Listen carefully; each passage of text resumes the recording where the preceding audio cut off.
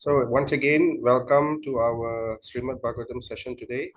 So we will, as usual, dedicate this presentation to His Divine Grace, A.C. Bhaktivedanta Swami, Srila Prabhupada. Just a moment. Uh, just mute you if you don't mind. Okay.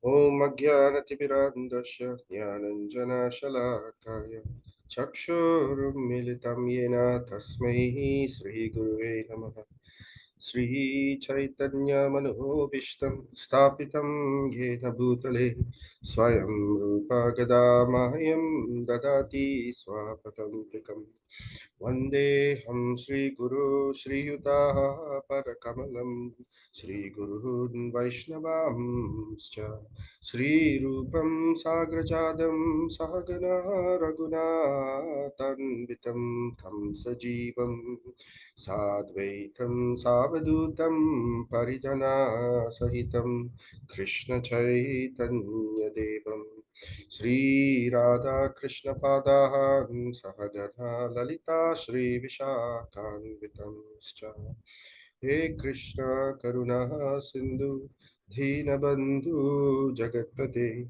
Gopesha Gopika Kanta Radha Kanta Namostude Jayatam Shrato Pangur Mama Manda Matirkati Matsarvasva Padam Bojo Radha Madana Mohana Srimad Srimad Radha Srila Govinda Devo Prashtalibihi Sevyamano Swarami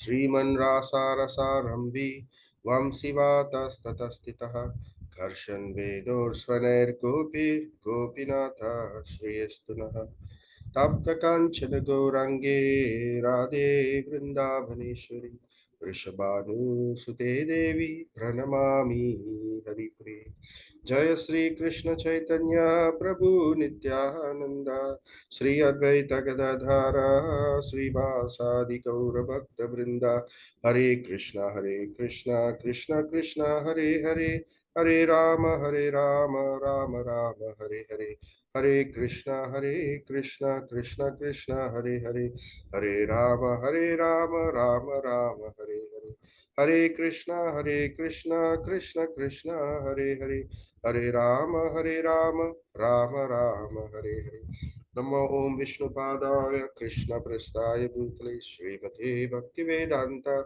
Swami Niti Namine Namaste Saraswati Devi Gauravadi Pracharine Nirvishesha Sunyavadi Paschatyadesh Narayanam Namaskrityam Naram Chaiva Narotamam Devim Saraswatim Vyasam Tato Jayam Udire Ashtaprayeshu Abhadreshu Nityam Bhagavata Sevaya Bhagavati Uttama Shloke Bhaktir Bhavati Naishtiki.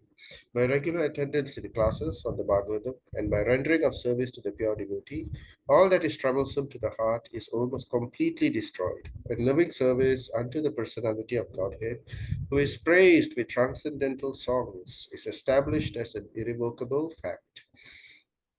निगमकल्पतरोर्गलितं फलं सुखमुखात् अमृतद्रव्य संयुतं पिबत भागवतं रसमालयं मुहुरहो रसिका भुवि भावकः कृष्णाय वासुदेवाय देवकी नन्दनाय च नन्दगोपकुमाराय गोविन्दाय नमो नमः नमः पङ्कजनाभाय नमः पङ्कजमालिने नमः पङ्कजनेत्राय नमस्ते पङ्कजाङ्घ्रे त्वयि मे आनन्दविषया मधुपते आसकृत् रतिम् उद्वहतात् अधा गङ्गे बहुगं मुदन्वतिः O Madhupate, as the Ganga forever flows to the sea without hindrance, let my attraction be constantly drawn unto you without being diverted to anyone else. So, Hare Krishna. Again, we are meeting again for Srimad Bhagavatam session. Before we go to our new chapter, chapter 13, let me just recap what we covered previously in chapter 12, which was entitled Birth of Emperor Parikshit. So it began with inquiries about Parikshit Maharaj. As I mentioned before, the sages assembled in the Naimisaranya forest, headed by Saunaka Rishi. They put forth the questions, 6 questions to Sutta Goswami, because Sutta Goswami had heard Srimad Bhagavatam being spoken in another assembly. And in that assembly, the speaker was Sukadev Goswami, and the listener primarily was Parikshit Maharaj. And amongst there, he was also there, Sutta Goswami. So having heard over there, he has come, and these other sages, they know that this person, because he has heard Srimad Bhagavatam, therefore he is most exalted amongst all of them. So they put forth questions. How can Kali be checked, and so many other questions. Amongst them, they wanted to know about the Supreme Personality of Godhead, about Krishna's pastimes. And they also wanted to hear about the speaker of the Bhagavatam, Sukadev Goswami. And they also wanted to hear about the listener, the one to whom Srimad Bhagavatam was spoken to. What kind of great personalities are these? And that was Parikshit Maharaj. So along this,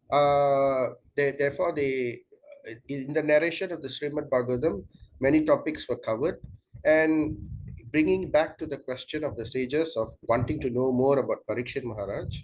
So they raised the question again, and Sutta Goswami, he explained to them. Particularly the sages, they opened up the question even further. So the same one question wanting to know about Parikshit Maharaj, they further expanded it. Please tell us about the deliverance of Parikshit Maharaj, how he was saved from the womb. How he was saved in the womb from the greatest danger. And tell us about his birth, about his activities when he grows up, and about his death, and what happens to him after death. What is his attainment after death? So, as in any proper narration of a great personality, it always begins with their ancestors. So, and in this case, Parikshit Maharaj's grandfather, the child's grandfather, was none other than Yudhishthira Maharaj, Dharma Raja, son of Dharma himself. So it begins with the glorification of Yudhishthira Maharaj, how his reign was so pious that the entire creation of Bhuloka, and it was so wondrous and beautiful that it exceeded even those of the higher planetary systems. So all by the grace of Krishna. So we heard about that, and we also heard again a repetition of how Parikshit Maharaj was saved in the womb. So we knew that Ashwatthama, the son of Dronacharya, he had released the Brahmastra weapon, intending to destroy the last lineage of the Kuru dynasty. He thought that he was full of vengeance. He wanted to destroy the last lineage so that there will not be any more progeny, anyone else to take over the kingdom. So, but in that situation, we heard how the Lord himself directly came and saved Parikshit Maharaj in the womb. And therefore, Parikshit Maharaj became known as Vishnu Ratha, one who was saved by the Prabha Vishnu himself. And we heard about how he came in the brilliant, effulgent form, just the size of a thumb, Angushta Matram. So then we heard about the birth of Parikshit Maharaj after being saved. So the birth of Parikshit Maharaj and the samskaras that came about, the upacharas. So civilized society, they do not just carry on with their life without observing certain rituals. So and these rituals are not mindless rituals or rituals which are just manufactured by some person's imagination. They are given specifically by the Lord for the purpose of purification of the human society. So the child, we heard all about that, samskara. So the birth ceremony was called Jata Samskara. So we heard about that. And for that samskara, they needed brahmanas. So the brahmanas were invited and then given due charity and due respect. And then after satisfying them very nicely, Yudhishthira Maharaj inquired about them, about the child, because brahmanas were expert astrologers. So they could immediately they started expounding the qualities of the child. So amongst, we heard many, many qualities of the child. So in short, the qualities of this child who will become a great king, right? He will be very pious. Piety in the sense that he will always uphold dharma in all aspects. Particularly, if you all remember, one quality of dharma which he will especially uphold, that was just like how the likeness was like Lord Ram. What did Lord Ram uphold particularly? Satyam, truthfulness, right? We heard about that previously. So he was very pious, and he was also very chivalrous. So chivalrous in the sense that he was very heroic. He always gave protection to those who deserved it, and he never quailed from danger. There was always, for the sake of dharma and for protection, he will always defend. So he was very chivalrous. You know, some examples were given like fire, like how a lion catches its prey. So in that way, you know, and most importantly, he was a pure devotee, a Mahabhagyavan, Mahabhagavata, a greatly fortunate, great devotee, a pure devotee, was born in this womb.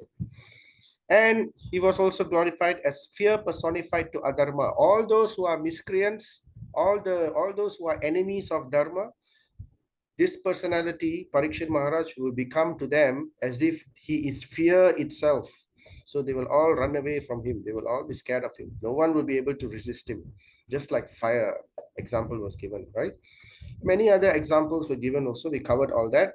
And ultimately, they informed the king that you do not have to worry about dynastic succession.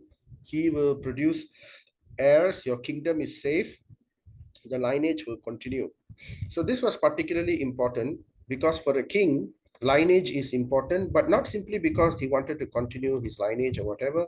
He was concerned about having a Raja Rishi as a king so that the kingdom flourishes correctly, so that Dharma is always upheld. So he wanted to know about that. So that was assured to him. So, and then we heard about the events following Parikshit Maharaj's birth, right? How Parikshit Maharaj grew just like a waxing moon, well taken care by his paternal side. And then we heard about how Yudhishthira Maharaj conducted the fire sacrifice and how Lord Krishna after that left for Dwaraka. So in this, the timeline of of when all this took place was established. So that was basically the overall look at chapter 12 and coming from the big picture view of the Srimad Bhagavatam. So now we are going to go more into what happens because they did not completely discuss about Parikshit Maharaj yet. So they are going to show step by step what all are the events that happened until Parikshit Maharaj was enthroned as king.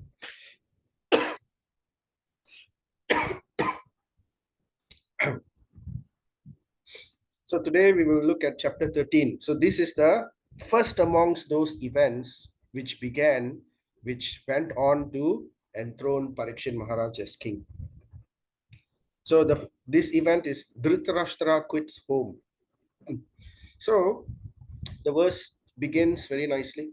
Suta uvacha vidurastirtha yatrayam.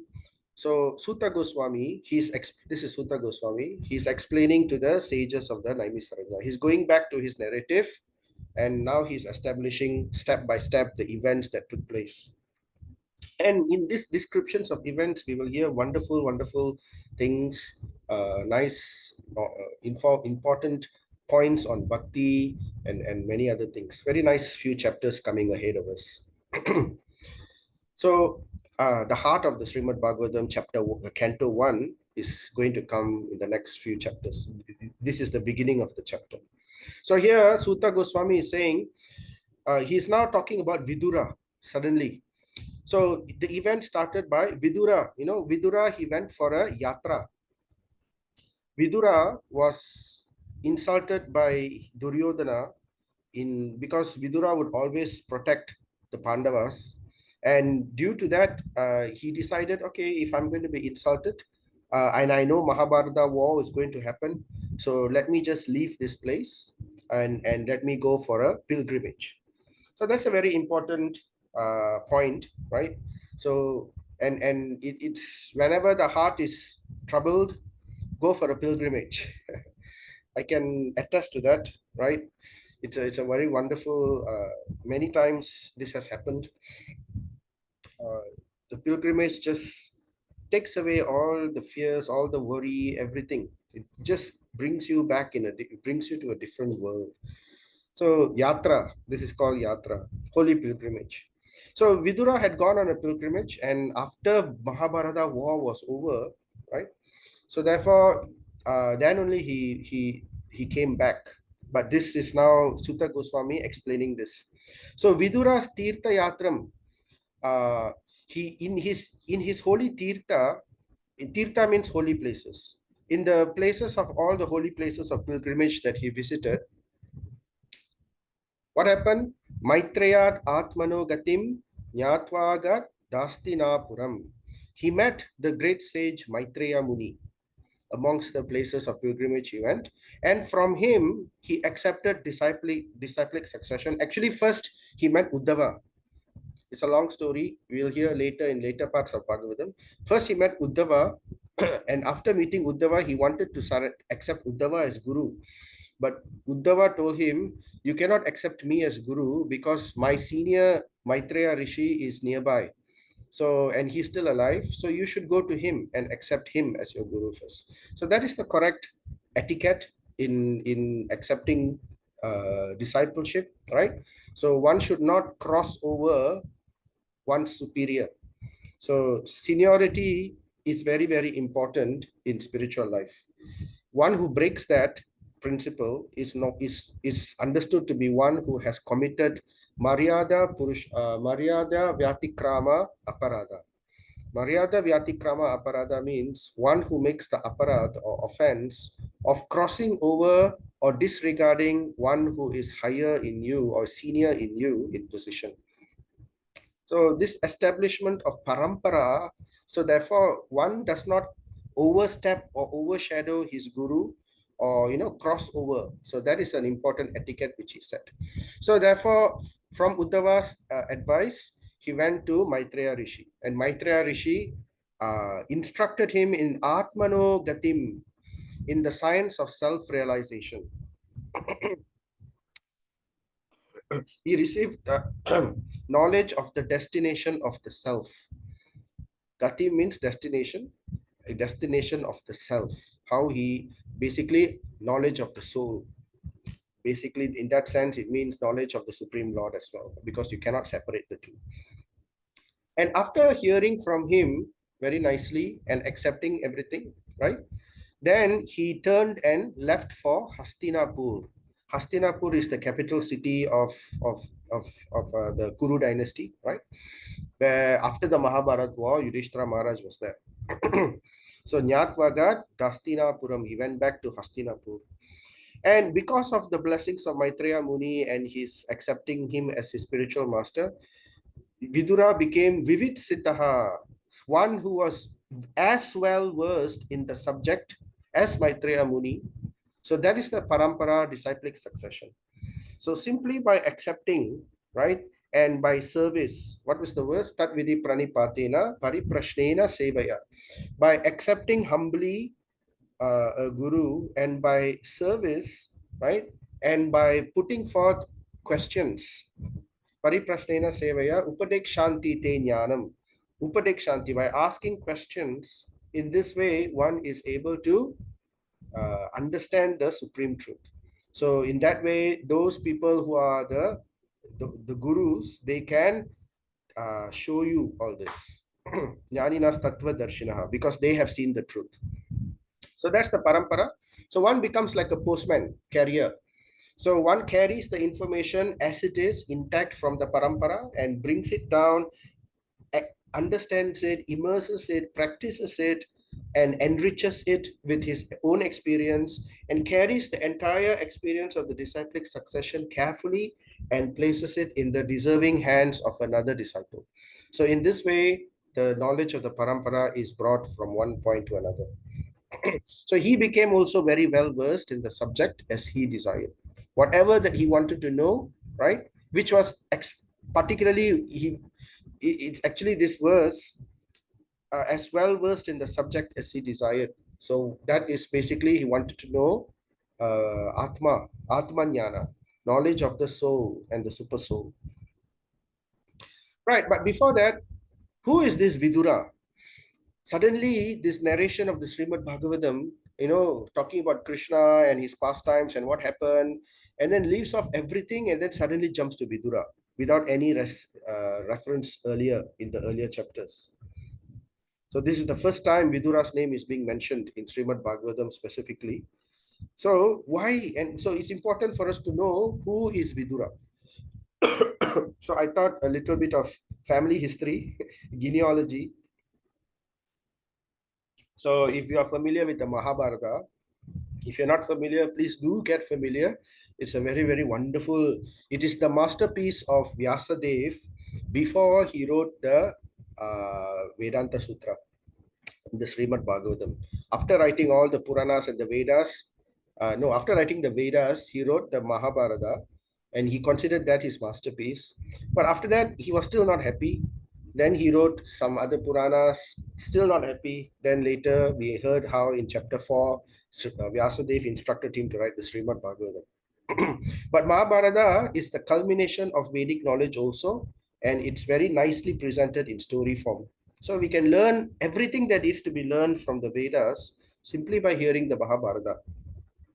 And in the Mahabharata, we have Bhagavad Gita, the pinnacle of philosophies of all the Upanishads in the Vedas. So anyway, the story of Mahabharata, it started with Shantanu Maharaj. Shantanu Maharaj was the great grandfather of the Pandavas. So we will see Shantanu Maharaj, he got married to Ganga Devi. Ganga, the manifestation of Ganga, the goddess Ganga. So, the story of Ganga, and there's a long, actually in Mahabharata, there are so many layers and layers and layers of story. The marriage of Shantanu, the story of Shantanu is also there, how he married Ganga and the story that happened. So it's a long thing. But anyway, they had 7 children amongst them, Ganga and Shantanu. But these 7 children but Ganga Devi, she would drown each and every one of the 7 children. There's a story behind that also. They were all cursed, so Ganga Devi was helping them out. So anyway, eventually, but there was an agreement made that Shantanu will, Ganga Devi, whatever she does, Shantanu shouldn't question her.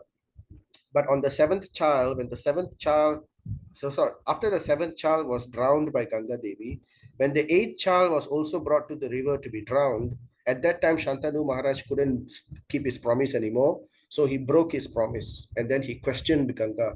How is it, oh cruel-hearted woman, how you can drown your own children? Then Ganga said, indeed, I was not going to drown this child. So this child is the 8th child. The 7 earlier will have to be drowned because they suffered from a curse and I was helping them out.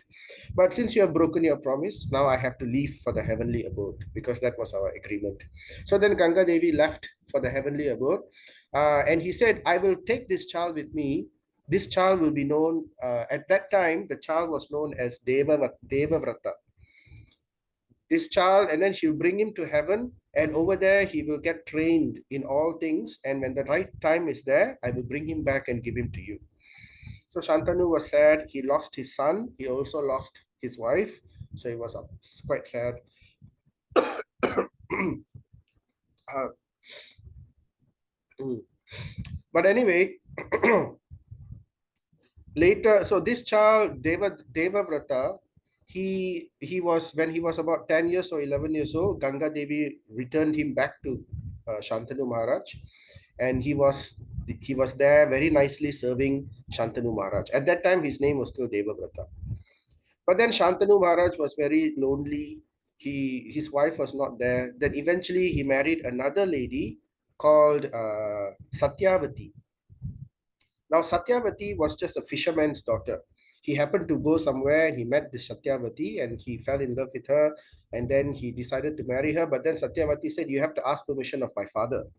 So he went to the fisherman, and then the fisherman told him, you can marry her, but on the condition that only her child will become the king, continuing your lineage. Then Shantanu was upset. He was just devastated because he loved his son Devavrata very much. And that Devavrata is the divine son of Ganga and himself. So how can I leave Devavrata? But anyway, long story short, Devavrata found out about it, and he alone went to the fisherman's hut, and he told the father of the girl, Satyavati's father, I will, I will, I will. Don't worry, I will not take the position of king after the birth of your children. And then the fisherman's father was still, the fisherman was still not too happy. He said, okay, you have given your promise, but what if you have children? Then your children will also have a rightful claim against my daughter's children. So then how? Then Bhishma said, all right, what I will do, I will give you my vow that I will remain a brahmachari for the rest of my life. So you don't have to worry about any children of mine. So ever since then, flowers fell from the sky, and he made a great vow because Bhishma was a Kshatriya, and for a Kshatriya to remain celibate was very very difficult because they are very passionate. So, but still, he upholded truthfulness. What his father could not uphold the promise to Ganga, he upholded such a promise that he became known as Bhishma, one who is gave a very difficult promise. The name Bhishma means that. So anyway, so in that way, Satyavati was married to Shantanu, and they had two children, Vichitra Virya and Chitrangada. So Chitrangada was the Chitrangada was the elder, but he died early due to a battle with another person. It's a long story there also, very nice story. But anyway, he died, and then therefore the prince heir became Vichitra Virya. But Vichitra Virya had some health issues. So and because of that, he wasn't a very powerful warrior by himself. So because of that, and he needed to get married. So what happened? In the kingdom nearby, there was a Swayamvara ceremony where royal ladies, royal princesses, when they come to age, they are about to be married, they will like to look for the best husband. So they have a contest, a competition in honor of the princesses. So whoever beats everybody, they get to the hand of the marriage. So, but it's also the warrior's way that sometimes they don't wait for contests. They just go and they just kidnap the princesses. They show their heroic power. There are two ways for the royal order to show their heroic prowess. They can win in contests, or they can just kidnap the princess and come and then fight off all the forces available. And once that has been done, then they have no choice but to accept, oh, okay, you are a great warrior, my daughter is best suited with you. So in that way, the honor of the princess also becomes very very powerful, because she is known to have married the most powerful warrior, like that. So what Bhishma did, he went to the Swayamvara ceremony, and there were three princesses, Ambika, and Ambalika. The eldest was Amba, then Ambika, then Ambalika. So then he went and he kidnapped all three of them, and he went, and all the other princes tried to defeat him, but Bhishma was the most powerful warrior there. No one could defeat him because he got the blessings. He was taught by Parashuram himself, and he was extremely powerful. So and and many things he learned from the heavenly planets also. So he defeated all of them and brought the three princesses to Vichitra Virya. But along the way, Amba is the eldest daughter, eldest princess. She told Bhishma, why did you kidnap me? My heart, I was hoping my that there was one prince over there who I had given my heart to. I was hoping that he will win my heart in marriage. But now, because you have kidnapped me, that choice is gone now. What can I do? So then I cannot marry any other person other than the person who I've given my heart to. So then Bhishma said, okay, I'll release you. You can go back to Vichitra Virya. I'll bring Ambika and Ambalika alone. But when Amba went to Vichitra Virya, went back to the king, the who she had given her heart to, that king rejected her. He said, "You have already been claimed by another person. I am a king. How can I accept you after this?" So spurned by him, she went. Anyway, it's a long story. So today we are not going to talk about Amba. So point is, Amba became very upset with Bhishma, and she died with a blessing from with a died. She died hoping that she will be born again, so that she can kill Bhishma, who caused the problems to go to her. So anyway, that is Amba. But the other two sisters, they were very nice. Ambika and Ambalika, they were they were happy to marry Vichitra Virya. So they married and they were wedded. Oh yeah, okay. I think this one. So yeah, before that, Shantanu was married to Satyavati. I forgot to open up this animation. Now, there was a problem. Unfortunately, Vichitra Virya, before he could have children with either Ambika or Ambalika, he also died. So now the same problem is there again. The child could not, there is no continuation to the dynasty. And Satyavati was the queen, right? So she was very worried. Okay, now who is going to continue my lineage? Our lineage, the royal dynasty. So Satyavati was upset. Then Bhishma, he went to Bhishma, Satyavati went to Bhishma and told, "Oh Bhishma, why don't you get married and have why don't you marry this Ambika and Ambalika, or have another marriage or whatever, and have a child, and he can become, I know you have vowed you don't want to take the throne, but why don't you have your children to take the throne?" And then Bhishma said, "No, my vow includes both me, and I cannot have other children, and I cannot get married. I'm brahmachari." So then after that, Bhishma told Satyavati, "But I can give you a suggestion. The suggestion is, there is another person who can get married to the two queens, Ambika and Ambalika. And that is your other son. You have another son which you have forgotten." So Satyavati, actually, another story is, before she got married to Shantanu, as fate would have it, she was a very young, beautiful girl, and she was daughter of the fisherman, right? And she would, her service was to row the boat, ferry people across the river. That's what she used to do.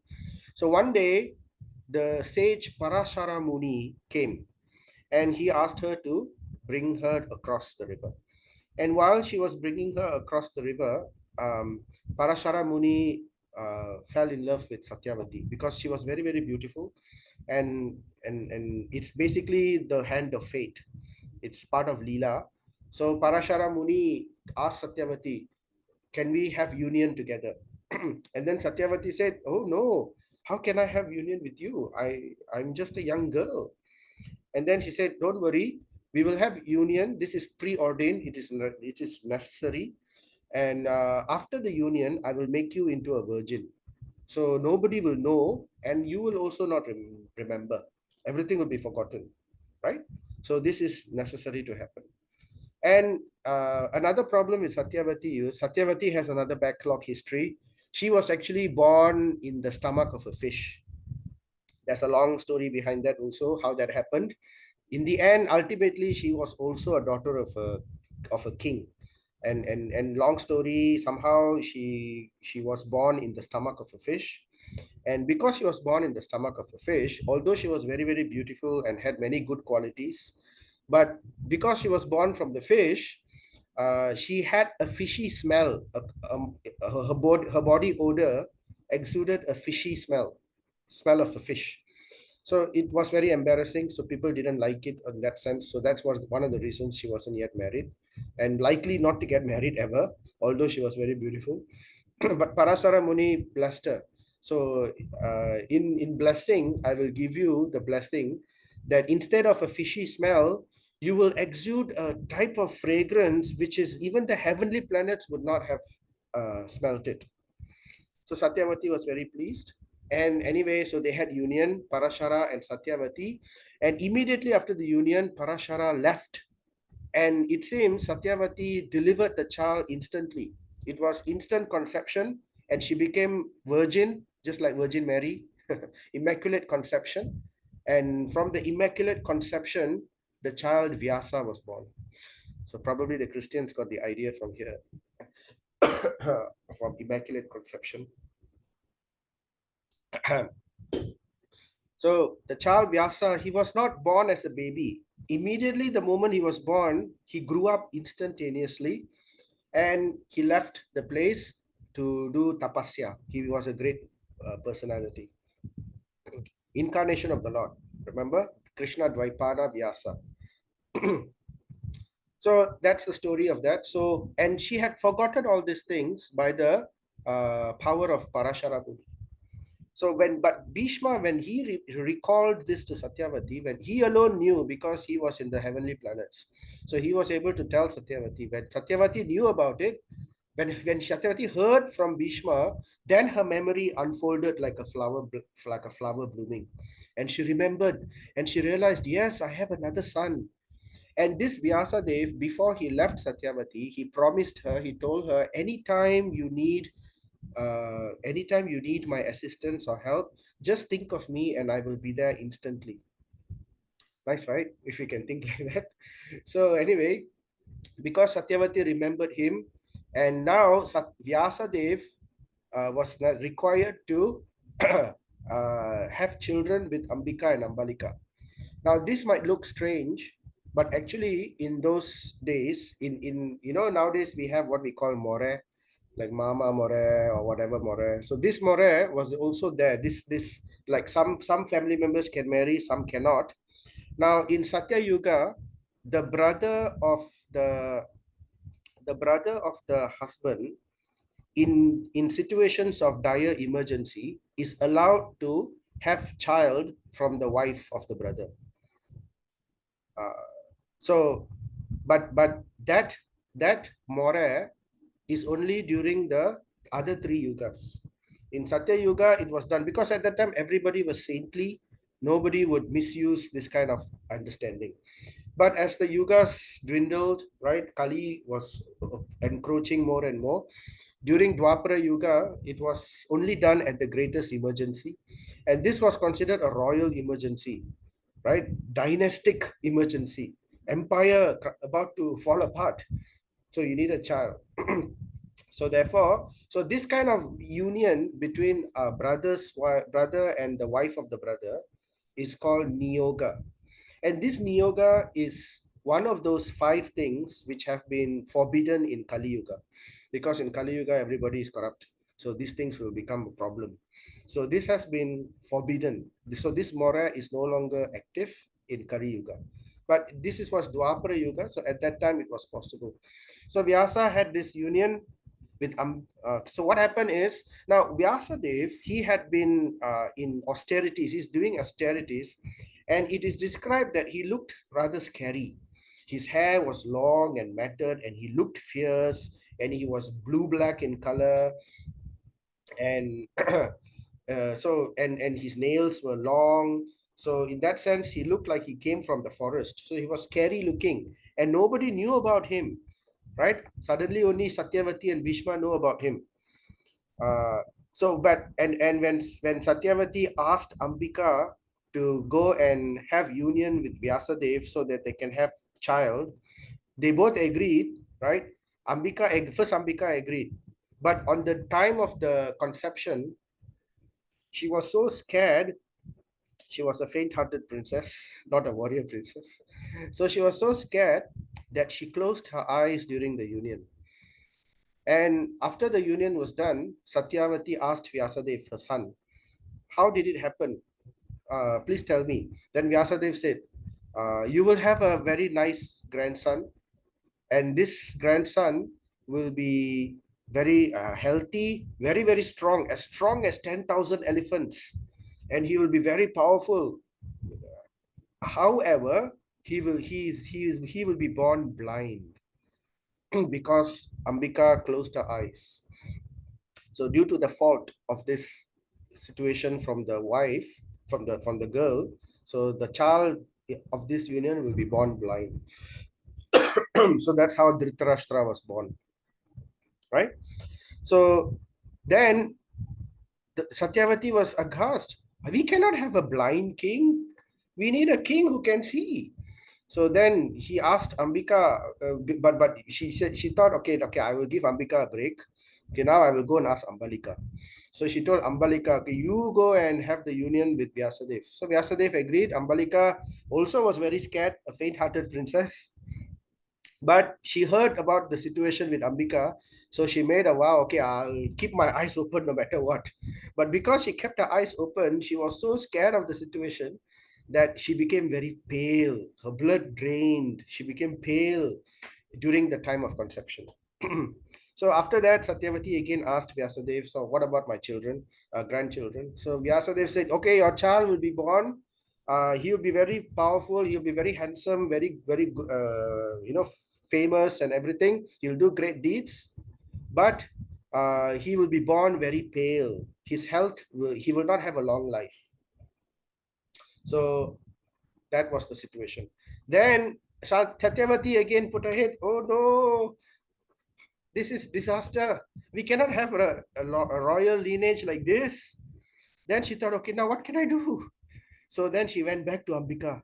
Oh, Ambika, can you go one more time and have union with Vyasadev? Ambika said yes, but what she did, she just couldn't. So secretly in the dark chamber, she sent her maid servant. So this was anyway Ambalika's son. The son born to Ambalika was Pandu, and Pandu. The name Pandu means one who is pale. So he was born pale. So and then, as I said, Ambika didn't want to have second union, so she secretly sent her maid servant in her place, trying to pretend the maid servant was actually Ambika. So, but the maid servant, her name was Parishrami, and she heard about the qualities of Vyasadev, how this Vyasadev, she heard from Bhishma and Satyavati about the quality, how Vyasadev was divinely born and everything. So her eye of devotion opened, and her physical eye was eclipsed by the eye of devotion, the eye of faith. So she was very devoted to Vyasadev and served Vyasadev in this union relationship devotedly. And as a result, the child born was Vidura. But later was found out, Satyavati found out this a maid servant was, replaced instead of Ambika. Then she said, oh no, we cannot have someone who's born from a maid servant to be the king. They will not have the necessary Kshatriya qualities. So therefore, the child born from Parishrami cannot, although the child born Vidura was perfect in every way. He was perfect, he was wise, he was knowledgeable, but not Kshatriya in quality, because the mother was a maid servant. So anyway, but after that, Satyavati, okay, I don't know what to do. I'll go and ask Ambalika now. But no, Vyasadev said, no, I promised you I will help you, and I have helped you. Now I need to leave. So then Vyasadev left, and that's it. No more options. So they have to live with this. So that's the point. So after they all left, uh, then Dhritarashtra was born, Vidura was born, then Pandu was born. So no, Dhritarashtra, then Pandu, then Vidura was born. So now who is to be the king? So the king was supposed to be the eldest, Dhritarashtra, but because he was blind, so he couldn't be the king. So therefore the kingship went to Pandu. It cannot go to Vidura, right? But it had to go to Pandu. Pandu was a good king and everything. So this is who Vidura is. So we can understand Vidura is the half brother of Dhritarashtra and Pandu. Same father, different mothers. But they were very close. Dhritarashtra and Vidura and Pandu, they were all very close. They loved each other very much. And Dhritarashtra and Pandu, at that time, Pandu was the king. So he will, although he was maid servant born, he still would treat him as royalty and keep him in the palace and give him estates and everything. So he was treated with royal situation by Pandu. So later we know Dhritarashtra married Gandhari, Pandu married Kunti, right? But unfortunately, Pandu didn't live long. So that's another long story. So Pandu and Kunti, then eventually after Pandu died, sorry, Pandu couldn't have relationship with Kunti because he got cursed. There was a sage who cursed Pandu that you cannot have union with any of your wives. The moment you have union, you will die. This is my curse to you. So long story, we won't go into that. But because of that reason, again another dynastic succession. Pandu couldn't have union with the wife, so he couldn't have children. So how to continue the dynastic succession? So at that time, Kunti revealed to Pandu. He said, "Oh, I have a boon. I was given a boon by Durvasa Muni because I served him very nicely at one point of time. He gave me a boon that I can just invoke any devata and I can get a child from that." Kunti, being a chaste lady, she didn't want to do this. But uh, Pandu convinced her very nicely, said it's very important. We need to have the dynastic succession. It has to go on. So please. So in that way, Kunti invoked Yamaraj and had Yudhishthira as the elders. So like that, that's a long story. So we have the Pandavas born. What about Dhritarashtra? Now, uh, Dhritarashtra, Dhritarashtra was married to Gandhari. Now, Gandhari was all very wonderful. She had many, many, many good qualities, wonderful, good qualities and everything. She wasn't a devotee of the Lord, but she had many other pious qualities. You know how Gandhari blinded her own eyes just because she married another. Later, I'll tell about Gandhari's story. But the one problem Gandhari had, because Kunti gave birth to children first, and she could not conceive a child for a long time. Even after Kunti's children were grown up, like about a few years older, few years old, Gandhari still couldn't conceive a child. So she felt herself inferior. She felt upset, and she became envious of Kunti. So and actually at that time, that finally she got pregnant. She got pregnant, but sorry, I'm not telling the story correctly. Actually, Gandhari got pregnant first before Kunti, but for the quirk of fate, she couldn't deliver her children. They stayed in her pregnancy for many, many months, more than the usual 13 months. Sorry, more than the usual 6 months. So it went on for many, many months. So she was patient, but after she saw Kunti's children, her patience turned into the poison of envy, of jealousy. And then out of jealousy and anger, she hit her stomach hard and said, "What is the point of my pregnancy that I cannot give birth to children?"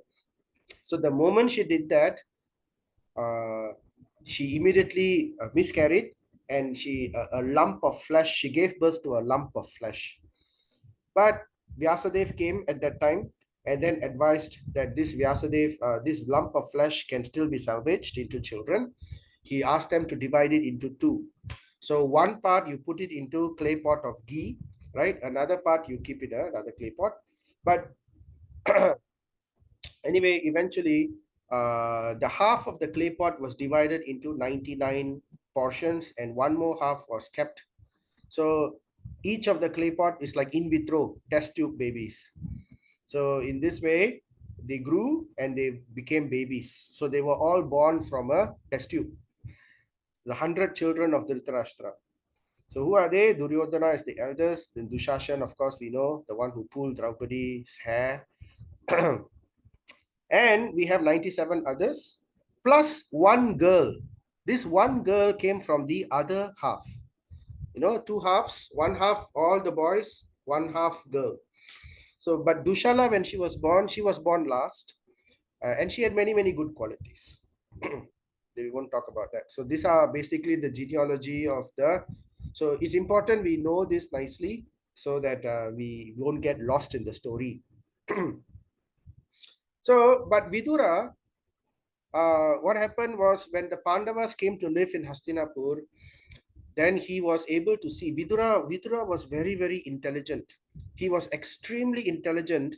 and he was kept as minister. So during Pandu's time, he was the minister, and when Pandu died later, Dhritarashtra became the, is not the king, but he became like the regent, one who takes care of the kingdom before the child is able to take over. So, but even then, he kept Vidura as his minister because, of course, they were very close, they were friendly, and Vidura was very intelligent, and he was learned, he was wise, he was devotee of the Lord, he was spiritual, everything, very wonderful qualities, Vidura. But what happened was during the situation of Dhritarashtra and Duryodhana and the Pandavas, he was able to see how Duryodhana became so envious of the Pandavas and was always plotting to attack them and to kill them. And Dhritarashtra also became swayed by the envy of Duryodhana.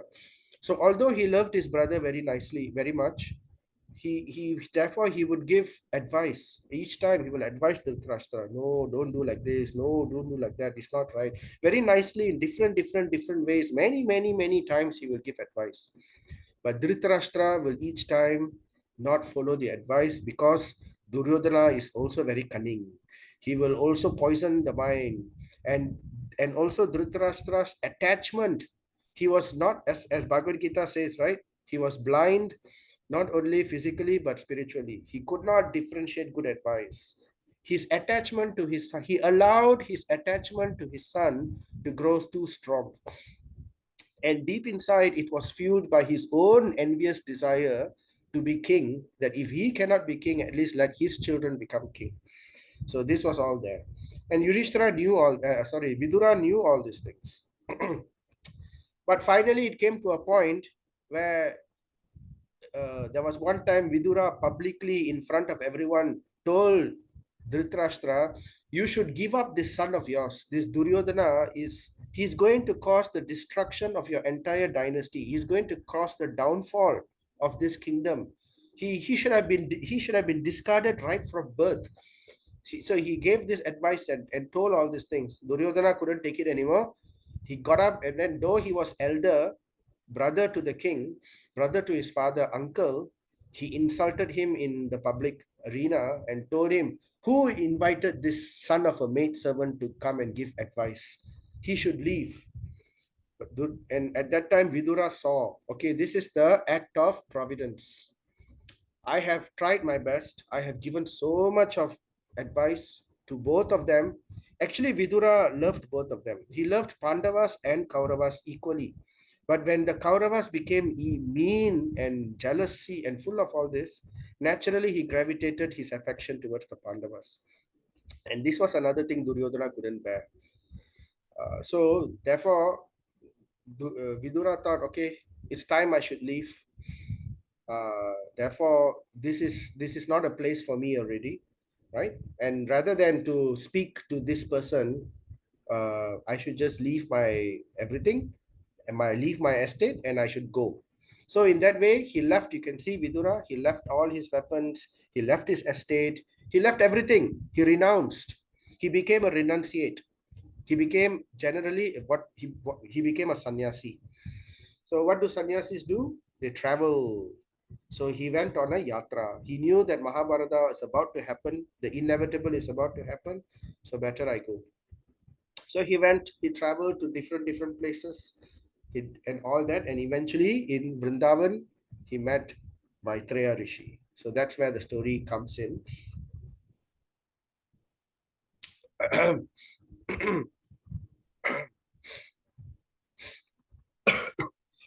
Right, but I have not fully answered the question of who Vidura is. Who is Vidura actually? What was he in his past life before he became Vidura? Of course, during the Mahabharata, nobody is ordinary. Everybody is like special personality from somewhere. So who is Vidura? Vidura is none other than Yamaraj himself. Yamaraj is Dharmaraj, the Lord of Justice, the Lord of Death. So how did Yamaraj become Vidura? So that's another long story. I'll try to make the story very short. So the story goes that once there was a Muni called Mandukya Muni. This Muni was uh, doing meditation and doing his penances in a cave somewhere in a place, right? But suddenly he saw that a lot of people came and took shelter in the same cave. And these people, they looked like bandits, dacoits, thieves. But he ignored them and they ignored him and they continued his meditation and everything. But what happened? The king's men were chasing these people, and they came and they came to this cave and they discovered the thieves. And like how caught in the scene of the crime, so everybody in that cave was arrested, including the Muni. They thought the Muni is also part of them, so he arrested all the Muni. The Muni was just ascetic. He didn't want to protest. He thought this is interesting shift of destiny. Let me see where it leads me to. So he went. Hmm. Eventually, they were sentenced by the king. All of them should be impaled.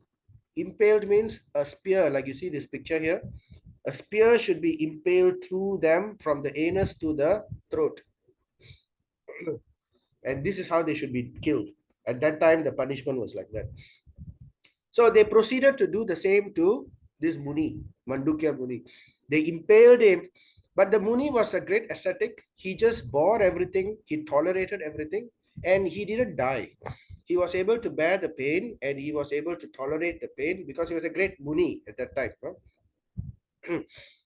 But suddenly the king realized his error. Somebody came and told him, actually, you made a huge mistake. This is a great Muni, and what you did to him. So the king, he realized his mistake, and he came and apologized profusely and released him and told him, please tell me what I can do for you. And then this Muni said, no, I think this is a very interesting twist of fate. You wouldn't be able to answer why this happened to me. I will go to Yamaraj himself and find out what happened to me, why I had to go through this.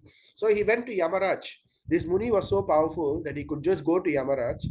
And Yamaraj also accepted him and welcomed him and gave him a seat. And then he asked Yamaraj, why did I have to go through this?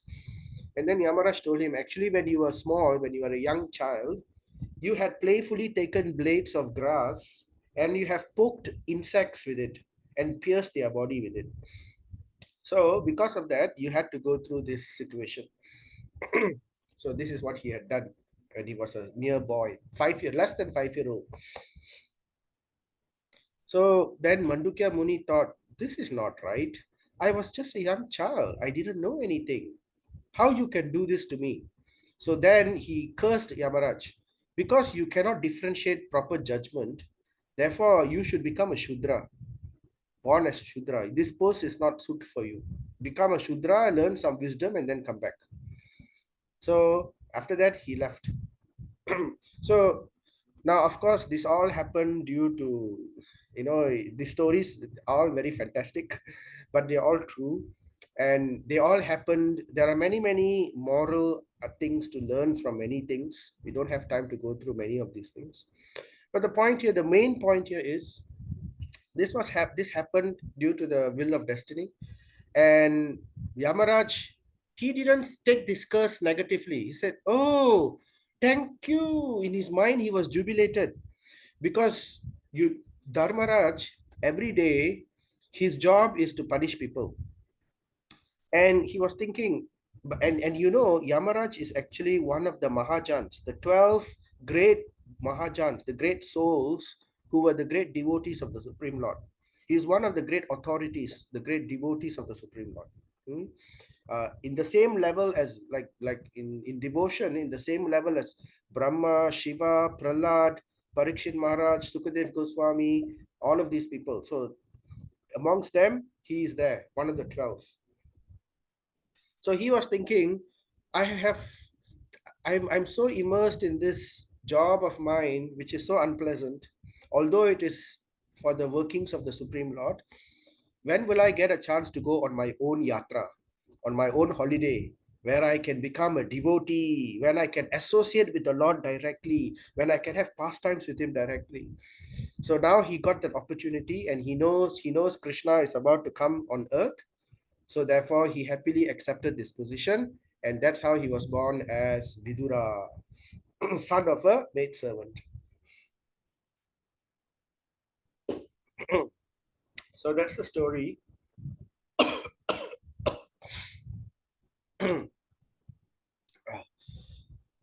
So, after asking various questions and becoming established in Bhaktir Govinde, so now back to the story. Sutta Goswami is telling what happened after he heard from Maitreya Muni. And so, what happened after what he did with Maitreya Muni? After asking various questions, so he became his disciple and he put forth various questions. And then in this way, by hearing and serving, right? Upadekshanti te jnanam, tadvidi pradipatena pariprastena sevaya. In this way, he became firmly established in Bhaktir Govinde, in the devotional service of Lord Govinda. So he became fully understood the full fledge of the supreme truth. So after this, after his discipleship was over, uh, Vidura retired from putting further questions to Maitreya Muni, and he returned back to Hastinapur with a mission. Later, we will hear what the mission is.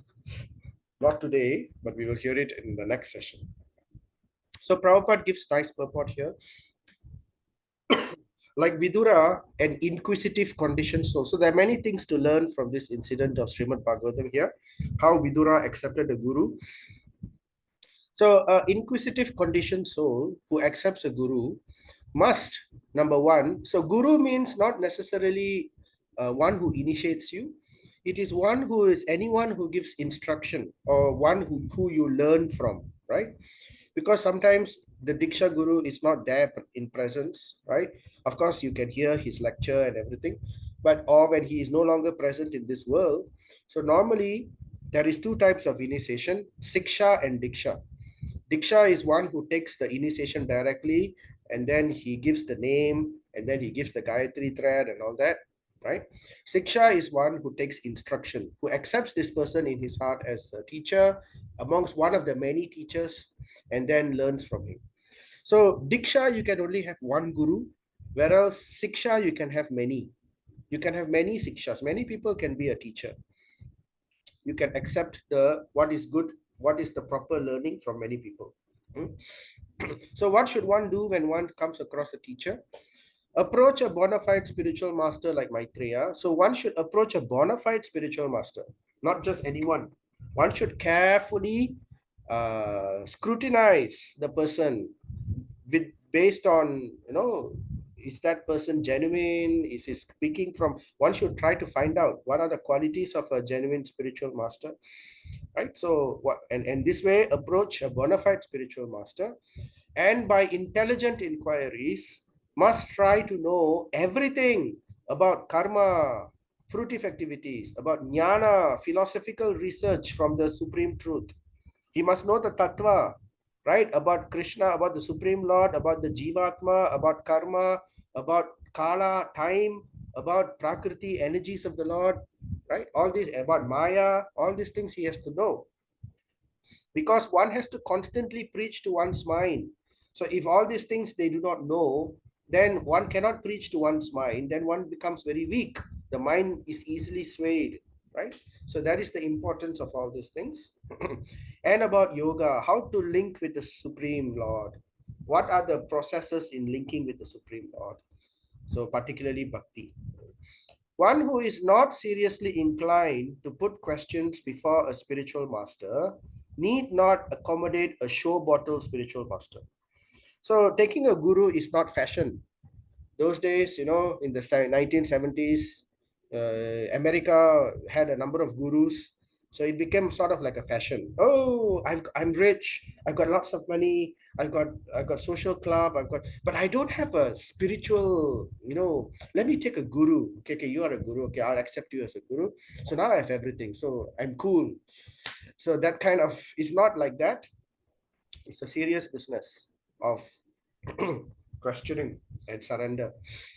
So Vidura was successful in approaching such a spiritual master like Maitreya. Sometimes people accept spiritual master for all the wrong reasons. Oh, he is very popular. Oh, he is very, very, everybody worships that person. Let's see how many followers he has. He has 1 million followers. So let me accept that person only. So it may be true, it may not be true, but these are external. One cannot assess a spiritual master based on these qualities. So the motivation is not correct, because one wants to share in the fame, or one wants to share in the greatness of another person. Or because I am a disciple of that great personality, I also will be great. So that is a wrong understanding. Once one thinks like that, then that is not real spiritual understanding. So, or sometimes people, oh, he has saved me from cancer, oh, therefore, I will accept him as my guru. That these are like, that means you should accept the doctor as your spiritual master, isn't it? So this is not the actual reasons. So we must be very careful about the wrong reasons and accepting a spiritual master just for show.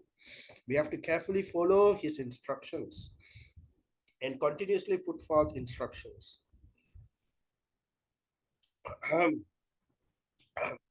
So Vidura was successful in approaching such a spiritual master like Maitreya, and he got the ultimate goal of life, bhakti unto Govinda.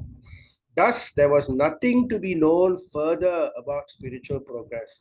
The moment one gets bhakti, there is nothing further to be known, because that's the pinnacle of all Atma Tattva, right? So that's the understanding. So Vidura, as I said, he was very, very wise, very intelligent, and now he also is very great in Atma Tattva, in Bhakti, Govinda Bhakti. So he was a great personality, and so great that there's even a book about all the sayings of Vidura. So this is called Vidura Niti.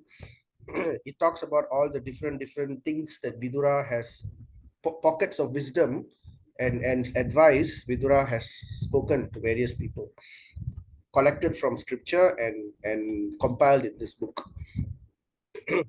So anyway, Vidura left for Hastinapur. He came to Hastinapur and entered the gates of Hastinapur.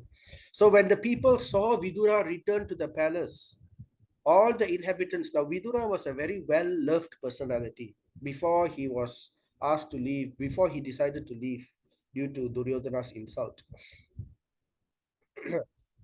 He left. So before he left, everybody loved him. So when he returned, what happened? All the inhabitants, including Dharmaputra, Yudhishthira Maharaj, so these were the main people who welcomed him home. So Dharmaputra is Yudhishthira Maharaj, son of Dharma. His younger brothers, all the Pandav, the Arjuna, Bhima, and all the rest of them. Dhritarashtra. Dhritarashtra is, the brother of Vidura. Satyaki. Satyaki is Arjuna's disciple in warfare, and he is also the cousin of Krishna, of Vrishni. A very powerful personality. One of those personalities who survived the Mahabharata war. Sanjaya, secretary of Dhritarashtra. Kripacharya, the other warrior, the other guru, besides Dronacharya, he also survived. He's Chiranjeevi, still alive until today. Kunti Maharani. Kunti Maharani, they were all very close to Vidura, especially the Pandavas and Kunti Maharani. Gandhari, the wife of Dhritarashtra. Draupadi, the wife of the Pandavas. Shubhadra. Shubhadra is none other than Krishna's sister. Krishna's sister and mother to, Krishna's sister and wife to Abhimanyu, right? And the mother-in-law of Uttara. And Uttara also came. She also came. And Kripi is the sister of Dronacharya, married to Kripacharya. So that's Kripi. And many other wives of the Kauravas. The surviving, the wives were all alive. The Kauravas have died. The wives were alive. So, but all of them loved. This goes to show the popularity of Vidura. Everybody loved Vidura so much. And even other ladies, other than the royal people, even amongst the gentry, even amongst the Shudras, all of them, together with their children, all of them came to receive Vidura happily. All hurried to him in great delight. It so appeared that they had regained their consciousness after a long period. So that was how much they loved Vidura. Now, I thought it was nice that we should also, today we will have more stories. So some of these personalities we should mention a bit more. So I thought I will pick the three queens. So the four queens. So first is Gandhari. So Gandhari is also a very great personality. She wasn't a devotee of the Lord, but she had all the other good qualities. So she's known as the ideal chaste lady. She's celebrated as the one of the most ideal chaste wives in the history of the world. So she was the daughter of a great king in the province of Gandhara. You know Gandhara? Gandhara. It sounds familiar, right? Gandhara sounds like Kandahar. Gandhara, Kandahar. Kandahar is in Afghanistan. So at that time, it was the capital of that area, and she came from that region, Afghanistani region in that area. And it was said that she was one of the most beautiful women in the world at that time, Miss Universe. So amongst her time, her age. So she was one of the most beautiful. There were three very famous personalities, two famous personalities who were very, very beautiful at that time. One is Gandhari. The other lady is I'm going to tell after this. So, and princess, very, very beautiful, but it never got into her head, you know. Like how they say sometimes, it just sometimes it gets into their head so much that they'll start floating in the air. But she was very, very, very, very much grounded. She served her husband. She was taught to serve, and it seems in that time, in her kingdom, many, many personalities will come, and she was very devoted to Lord Shiva. So she would worship Lord Shiva very nicely, to such an extent that Lord Shiva gave her a boon. His boon, what she wanted to have, she wanted so nicely to please her husband, that she prayed to Lord Shiva, let me have 100 sons so that I can please my husband. So this is what she wanted. So Lord Shiva also gave her the boon. So that's how she got the boon of 100 sons. But see how it turned out. So anyway, it turned out because of her jealousy to Queen Kunti. So even because of her envy to Kunti Devi, a pure devotee of the Lord, that boon couldn't save her. He gave her what she wanted, but it cost her heartache. So, but those days, Kshatriya women, they were married sometimes according to political situation. So to secure alliance and all that. So Gandhari was given hand in marriage to the emperor of the world. At that time, the emperor of the world, the reigning monarch at that time was Dhritarashtra, because Pandu had died. The Pandavas were still young. So the Pandavas were not born yet at that time. So then Gandhari, but Dhritarashtra was blind. But Gandhari didn't allow that to disturb her. She said, "All right, I have to marry a blind king." But she still knew many other wonderful qualities about Dhritarashtra, how he's very powerful, very strong, and all that. But though he's blind, so she thought, I should not, I'm going to be his wife. I should not have something which my Lord husband is not equal to. So out of her own volition, one of the most beautiful, top two beautiful ladies in the world at that time, out of her own volition, she took a piece of cloth from her sari and she wrapped it around her eyes and said, I will voluntarily give up my vision. I will no longer see, so that I can be equal to my husband. So that gave her a very, very famous name. So that's why she is known as the ideal chaste lady in the history of the world. So, but despite her natural good qualities, she had the natural frailties of a woman. So she easily gave way to envy. So, and envy of who? Envy of the next beautiful woman, the envy of the other beautiful woman. I told you there are top two beautiful women in the world at that time. The other personality was Kunti Maharani. So Kunti Maharani was married to Pandu, the brother of Dhritarashtra, and her children will become kings. And Gandhari knew that. And Kunti Maharani is as beautiful as her. And she had everything, and she had children also first before her, although she conceived. Gandhari was very happy when she conceived first before Kunti Maharani. But when Kunti Maharani delivered the child first, Gandhari couldn't take it. In her heart, she felt the terrible burning pangs of jealousy. And because of that, what has happened now? So anyway, the other wonderful, but still, Prabhupada speaks very nicely about Gandhari, and she's respected very nicely also. So what happened to her in the end? She remained a chaste wife till the end. We will hear about how she died in the later chapters of this Srimad Bhagavatam Canto 1, together with her husband. And Kunti also died together with her. So although they were friends, Kunti and Gandhari, they were friends, but still, sometimes these kind of situations can, it's the quirk of fate, it's the nature, it's the situation. Leela happens like that. It had to happen that way. So Kunti Maharani, we know about Kunti Maharani. She is also second most, the one of the other person who I said was the most beautiful woman of the world at that time. And she is described as, the scriptures say that she's the Vijaya potency of the Lord himself. A portion, a small portion.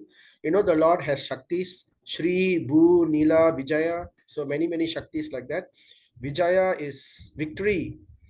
So she is the a splinter of the energy of victory, incarnated in this way as Kunti Maharani. And she was also the sister of Vasudev. Who is Vasudev? Vasudev is the father of Krishna, and therefore that makes her the auntie of Krishna, direct paternal auntie of Krishna. So they were very close, Lord Krishna and Kunti Maharani. We heard Kunti Maharani's prayers earlier chapters, right? We also heard about how she got children by the blessings of Durvasa Muni. So she served Durva when she was young. In her kingdom, heavenly people used to come and visit her king, her father, the king, because they were staying with Krishna, right? Kunti Boja dynasty. So Krishna was there, so a lot of heavenly people used to come, and she was allocated the duty of serving all of them. So she would serve them very nicely, though she was a princess, very beautiful and everything. Still, very humbly she would serve. And because of that, one day a Muni came, Durvasa Muni. Durvasa Muni has a bit of a temper, and usually people are scared to serve him because he's very fussy, and easily he can curse. But Kunti Maharani served Durvasa Muni so nicely that Durvasa was pleased and told, I will give you a blessing that you can invoke this mantra. I'll give you 5 times. You can invoke any devata, and from that devata you can obtain the boon of a child. So we heard about that. We know the story how Kunti Maharani, when she was young, she was, oh, what a wonderful mantra. And then she was a bit childish.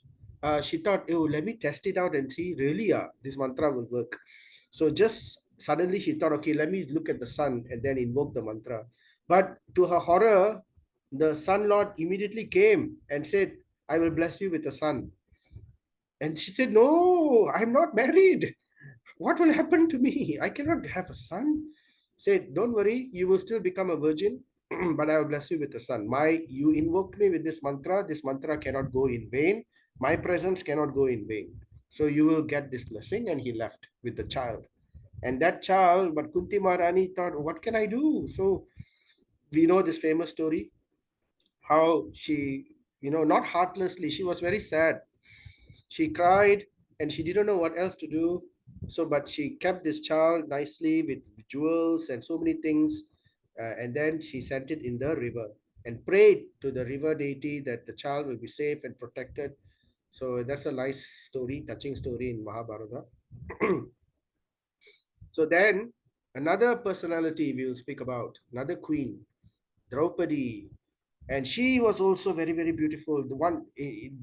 Draupadi was a lot younger than Kunti Maharani and Gandhari. So during her time, she was one of the most beautiful women in the world. Two people, actually few people. We don't even consider the gopis of Vrindavan and all that. They were all different class. But amongst the rest of the people, the royalties in the world, two very very beautiful personalities. One is Draupadi. And we know how Draupadi was not ordinarily born. She was born from the fire of sacrifice, born for the purpose of killing, creating the Mahabharata war. So, and we know this famous sacrifice. So I won't go too much into Draupadi because I think most of us know about Draupadi. And as per the Narada and Vayu Purana and all that, she is actually an avatar of Sachi Devi. Sachi Devi is the wife of Indra. So that's why she got married. She was born by Arjuna. Arjuna is the son of Indra, a partial incarnation of Indra in that sense. And we know how she married five husbands, and eventually she was disrobed in public. But Krishna came and protected her. And because of this incident, that became the central focus for why Mahabharata war had to happen, because adharma happened in an assembly of dharma, so that cannot be tolerated, so everyone had to die. And that was Krishna's plan, because every all of these other kings, they were burdening the earth, and the earth prayed to the Lord, please come and relieve my burden. So the Lord came for this purpose. The other beautiful personality is Shubhadra Devi, none other than the Lord Krishna's own sister. So here we see a story. This is Shubhadra Devi in Puri, right? We know the same Shubhadra Devi, the sister of Lord Krishna. So here we see a picture of Shubhadra Devi being kidnapped by Arjuna. Now Arjuna, when he was staying in Dwaraka for a while, getting to know Krishna very nicely, at that time he came across Shubhadra and his heart was given away to Shubhadra. But a lot of things happened later on, and they were, they lost their kingdom. And then eventually they had to go into exile, and all that happened. So then they met Draupadi. So he first married Draupadi, but he never forgot Subhadra. So at one point of time when he went to Dwaraka, he saw Subhadra there. They were all having a picnic in the Raivata hill nearby. And at that time, it was a bit too late for him, because Balaram wanted to marry Subhadra to Duryodhana. So Krishna couldn't accept that. And he knew that Duryodhana wanted, he had feel affection for Subhadra. So he told Arjuna, why don't you go in disguise as a holy person, and then Subhadra will come and serve you, and then in this way get to know her better. And then later, they're going to go for a picnic in the Raivata hill. You go with your chariot, kidnap her, and then run away. And then don't worry about Balaram. I will pacify him. And after that, everything will be normal. So this was the plan. So they did like that. So Arjuna came and kidnapped uh, Subhadra right in the middle of everybody. And you can imagine Lord Balaram, how angry he was. So they all rushed after him, wanting to kill him. But Lord Krishna came and pacified Balaram, because Krishna couldn't directly go against Balaram, because in this particular Leela, Balaram, Shankarshan came, Lord Balaram came as his elder brother. Previously, he came as his younger brother. So he tolerated too many things from Lord Ram. Lord Ram said, you have to do this, you have to do that, you have to do that. Too much pain in his heart. He said, no, next Leela, I'm coming as your elder brother, so you cannot tell me what to do. So that's the etiquette. Younger brother doesn't command older brother. So Krishna couldn't tell Balaram to change, but he created this pastime So when Balaram was very angry, Krishna being expert, he could using sweet words and sweet logic, you know, he in the end he told Balaram, actually Subhadra also liked Arjuna first. So now if you didn't marry, if Arjuna didn't do this, you would have broken the heart of your sister. So in this way and in many other ways, he convinced Balaram. So that was very nice pastime. So that was Subhadra Devi.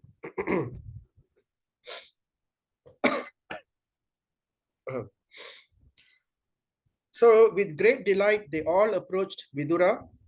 As so today we will not be going too much into the verses because I wanted to speak about the backstories of all these nice characters so we can understand about them and appreciate their qualities. So a little bit more and then we can end. So with great delight, they all approached him as if their life, prana, had returned to their bodies. That much they loved Vidura. They exchanged obeisances and welcomed each other with embraces. Due to anxieties and long separation, they all cried out of affection. King Yudhishthira then arranged to offer Asan a comfortable seating arrangement and a reception for him. So we hear in this, we learn about Vedic culture, how to properly receive a guest, especially one who is a dear personality like this. So one should show, in that one is glad to receive a guest. In this way, offer him all whatever that is needed. A food should be given, a resting place should be arranged for. And after that, when he is sated from his journey, then only conversation is nicely, sweet conversation is offered to that personality. Mm. So this is the proper arrangement. After Vidura was fed sumptuously and took sufficient rest, he was comfortably seated. So Prabhupada gives his purport. That is the proper way to receive a beloved friend or even an enemy. In Vedic culture, if an enemy comes to your house to visit you in peace, you have to receive him like as if he's your relative. So this is the culture. And you cannot, and you have to give the best things in the house. You have to offer, you have to treat the guest, even if he happens to be your enemy, like as if he's the representative of the Supreme Lord. That is proper moral conduct. Right? Very different from the Western moral, Western conduct, right? Western people will say, I'll show you the door. So that is, and you have to make appointment. And it's welcome is very, very sparse in in that kind of environment. But our Eastern environment, which comes from the Vedic civilization, is very, very hospitable. And it is not simply blind hospitality. It is with the idea that, look, I am Grihashta, my duty is to be charitable, and you have come as my guest. I am representing the Supreme Lord in serving the guest. And I see you as the representative of the Supreme Lord in that sense. So there is a lot of philosophy, culture, fine culture behind that. Uh, it helps the person to understand that I am not the master. I am not the Lord of everything. I am the caretaker. God has given me facilities. I am the caretaker of that facility. So that's the consciousness of the king also. And whoever who is a landowner, leader of a family, leader, they have to have that same consciousness. So this culture is conducive for that culture, for that consciousness to be flourishing. So after he's comfortably seated, then the king, Prasya, Prasraya Avanataha, naturally very gentle and meek. So this word is important. The king, in a very gentle and meek way, began to speak to him. This is how we speak to elders, right? Even if one is a king, right? Vidura is uncle and very dear uncle. So one has to have that kind of culture, panpadu in Tamil, So that kind of, one cannot raise one's voice, even in anger, against an elder, right? Very carefully, one has to mellow the mood, the way one speaks, right? So that is done in a very natural. So Yudhishthira Maharaj, who is Dharmaraj, Dharmasutta, he shows by example, began to speak to him and all who were present there listened. Maharaj Yudhishthira said, "My uncle, do you remember how you always protected us along with our mother from all sorts of calamities? Your partiality, like the wings of a bird, saved us from poisoning, Visha, from arson, Agni Adi." So he's referring to how Vidura had protected them. When the Pandavas were young, they were not grown into adulthood yet. They came to live here and they were constantly harassed by Duryodhana and Dhritarashtra. So badly they were harassed.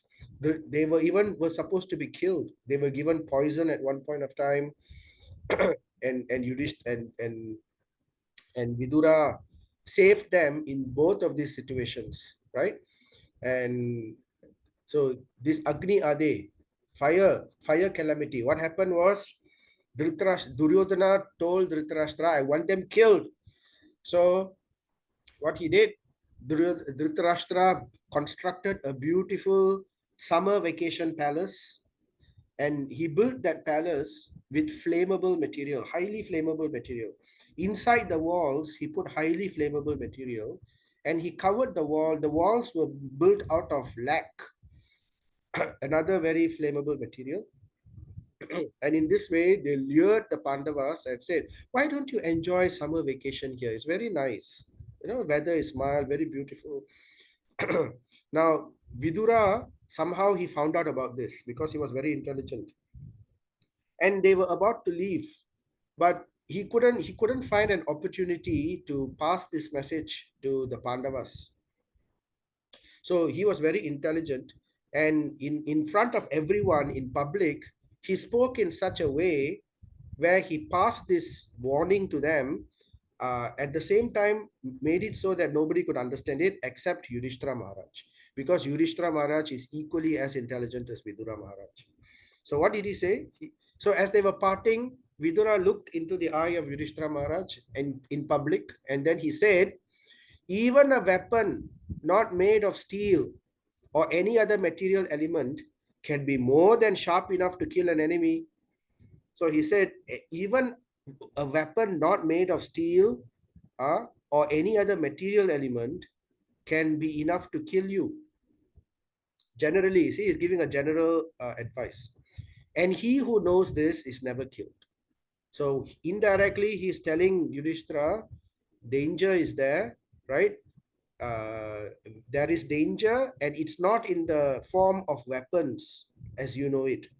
It is in a different form of way. Danger is coming to you, which is threatening your life. Then he gave another statement. Fire cannot extinguish the soul, but can annihilate the material body. But one who protects the soul can live. So in this way, he passed the message to Yudhishthira Maharaj that danger weapon is going to come in the form of fire. So if you know how to escape, then if you know how to avoid it, then you can escape. So he gave that hint. Only Yudhishthira Maharaj could understand this. Kunti Maharani, none of them could understand. Dhritarashtra, none of them could understand. So they were all happy. But Vidura Maharaj knew, right?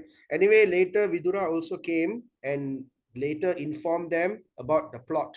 They said on the 14th waning night of the moon, at that time, they are going to set fire to this place and it will immediately burst into flame. You will not have time to escape. All of you will die if you don't run away, right?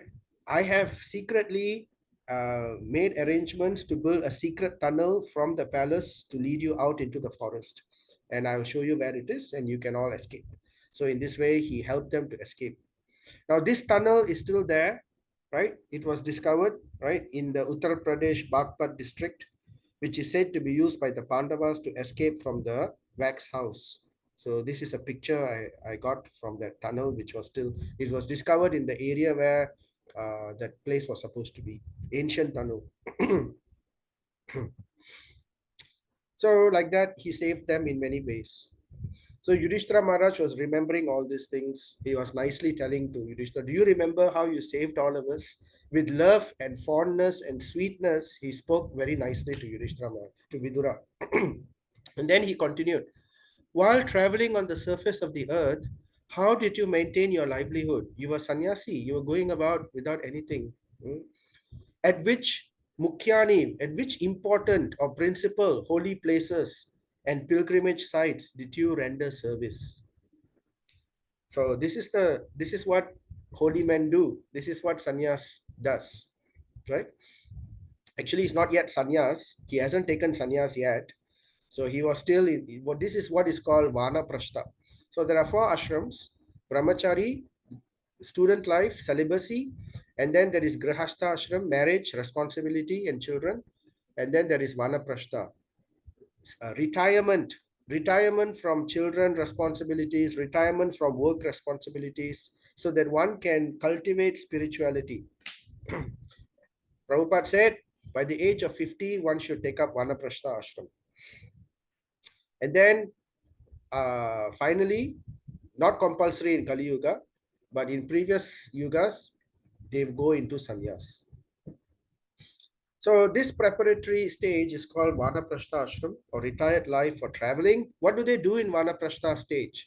Mainly they study the scriptures, they hear, they cultivate chanting, hearing, and particularly visiting and traveling the holy places. This is called Dham Seva, going to the holy, or Tirtha Seva, going to the holy places of the earth. In the holy places of India, like Vrindavan, Haridwar, Jagannath Puri, and Prayag, there are many great devotees, and there are still free kitchen houses for persons who desire to advance spiritually. Maharaj Yudhishthira was inquisitive to learn whether Vidura maintained himself by the mercy of the free kitchen houses. So he was worried, he wanted to know all about what Vidura Maharaj went through. So then we come to this very beautiful verse.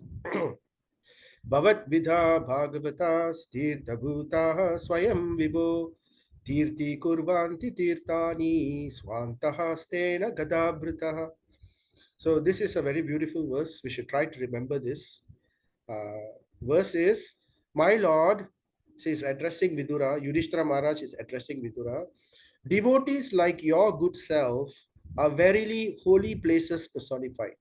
So he says, you being a devotee, you yourself are a holy place. So it's called a walking holy place. Tirtha Bhuta. Because why? Because you carry the personality of Godhead within your heart in realization. Because that person is a pure devotee, they carry the personality of Godhead within their heart. And because of the personality of Godhead strongly within their heart, everywhere that they go, that place, wherever they step their, lay their feet, that place also become a sanctified holy place. Swanta stena gadabrita. Because you carry the personality of Godhead within your heart, you turn all places into places of pilgrimage. So this is the glory of the pure devotee. A pure devotee is exactly like this. This is therefore proven in scripture. So one should be very, very, very fortunate to have the association of such pure devotees. Because you don't have to go to the holy places. They bring the holy places to you. And Prabhupada explains, just as electricity is manifested in an electric bulb, a pure devotee like Vidura always feels the presence of the Lord everywhere. He sees everything in the potency of the Lord and the Lord in everything. So they are not separated because their communion, their yoga, their union is so intimate. Wherever they go, the Lord also is there. Of course, the Lord is everywhere, but particularly the Lord, because through the consciousness of the devotee, they purify everywhere they go. So Prabhupada then says this very important statement. The holy places all over the earth are meant for purifying the polluted consciousness of the human being by an atmosphere surcharged with the presence of the Lord's unalloyed devotees. So the holy places of the earth get their power, get their purity because of the presence of the pure devotees of the Lord. And this is mentioned in scripture. It said that once when Ganga Devi was supposed to come down on earth and flow on earth, Ganga Devi didn't want to come down because she said, oh, this earth, there will be a time when there is Kali Yuga, and in Kali Yuga, so many sinful people will come and take bath in my water. What will happen to me? I'll have to take all their sins. Oh my God, no, no, I don't want to come. But then she was pacified. Lord Brahma told her, don't worry. No, Lord Krishna told her. She went to Lord Krishna and asked. And Lord Krishna told her, don't worry, when you are when you are there, not only the sinful people will come, the pure devotees, my pure devotees also will come, because they respect everything which is associated with me. And you are Ganga. So they will come, and when they bathe in you, they will purify your waters, and you do not have to fear. So that is the great uh, the great position of the pure devotees. So then when Ganga heard this, she was pacified. She was happy. Okay, then no problem. Let me wash their lotus feet as they come and take shelter in my Ganga. So the holy places of the earth are meant for purifying the polluted consciousness. They are surcharged with the presence of the Lord's unalloyed devotees. So if anyone visits a holy place, he must search out the pure devotees residing in such holy places. So when we go to holy places, it's not just about taking bath. It's actually the most important thing we should do in a holy place. We should find where the devotees are, where the pure devotees are, and we should hear from them, and we should serve them. That is the purpose of going to holy, because holy places are places where it attracts pure devotees. Pure devotees are naturally attracted to such holy places. Of course, in Kali Yuga, it also attracts a lot of other kinds of people, uh, exploiters and everything else. But at the same time, these people are still also there. So we have to be careful, right? We have to be guided. So in that way, we can. That's the real purpose. So we are very much grateful to Srila Prabhupada for establishing ISKCON and making it so protected and easy for us to seek out and hear wonderful association amongst these wonderful great devotees in these holy places. By their actions, the pure devotees of the Lord can render any place into a place of pilgrimage, and the holy places are worth the name only. The holy places are worth the name only on their account. Very powerful, very strong statements, which is corroborated from scripture also, right? So we can understand this. Okay, we will. It's 9:40, so I should end. Let me end with this last one. My uncle, you must have visited Dwaraka. In that holy place are our friends and well-wishers, the descendants of the Yadu, who are always wrapped in the service of the Lord Sri Krishna. They are there in Dwaraka. You must have visited Dwaraka, holy place, right? The Lord is there. But he didn't know that at this time, Dwaraka was already destroyed. So, but before that, let's speak about Prabhupada's purport here. So Prabhupada says, either remaining at home like the Pandavas or leaving home like Vidura, there is no difference in their devotional qualities. So the Pandavas are as great as Vidura.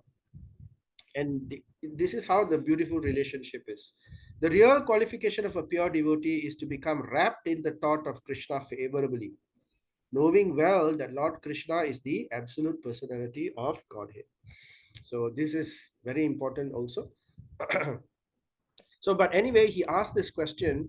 You might have seen them or heard about them. Are they all living happily in their abodes? As I said, Yudhishthira Maharaj didn't know that at this time, Lord Krishna already left the world, left the world already, and the Dwaraka palace has already been destroyed. The entire island of Dwaraka is already sunk into the ocean. So you can imagine asking this kind of question to Vidura, what's going to happen? So we will leave you at this stage. So here I'm showing you some pictures of Dwaraka, the submerged city of Dwaraka in India. They have found archaeological relics of this city. So it's all true. It's not mythology. It's all true. It's all history. The Western people have tried to cover it up, but now it is being revealed. Thus being questioned by Dharma Raja, Mahatma Vidura gradually described everything he had personally experienced, except news of the annihilation of the Yadukula. So this, we will stop here. Why he thought he did like that, we will hear in our next session. So we stop here. Thank you very much, everyone. Sorry that I extended the time a little. Many things to say. I wanted to say more things also, but then time has to go. So let us chant Jai Sri Krishna Chaitanya Prabhu Nityananda Sri Advaita Gadadhara Srivasadi Gaura Bhakta Vrinda. Hare Krishna Krishna Krishna Hare Hare Hare Rama Rama Rama Hare Hare Hare Krishna Krishna Krishna Krishna Hare Hare Hare Rama Rama Rama Hare Hare Hare Krishna. Krishna Krishna Hare Hare Hare Rama Rama Rama Hare Hare. Hare Krishna, everyone. Any questions? Anything you want to ask or clarify? Prabhu,